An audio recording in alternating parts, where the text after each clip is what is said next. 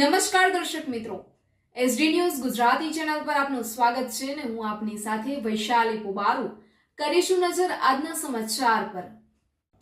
અરવલ્લીથી મેઘરજ તાલુકાના રાજડી મુકામે ગાયત્રી પરિવાર દ્વારા પંચકુંડી ગાયત્રી યજ્ઞનું આયોજન કરવામાં આવ્યું, જેમાં 5 યજમાનની સાથે ગ્રામજનોએ પણ વૈદિક મંત્રોચ્ચાર સાથે અગ્નિ ભગવાનને આહુતિ અર્પણ કરી હતી।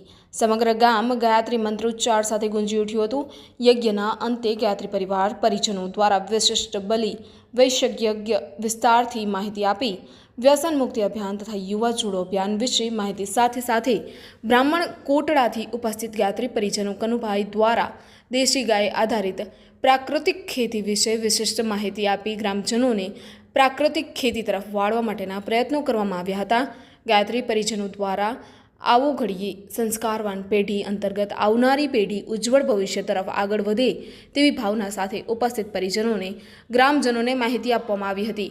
સમગ્ર પંચકુંડી ગાયત્રી યજ્ઞમાં સૌ પરિજનો દ્વારા ભાગ લઈ પરમ પૂજ્ય ગુરુદેવ વેદ માતા ગાયત્રી માં ભગવતી દેવીના શર્માના આશીર્વાદ પ્રાપ્ત કર્યા હતા।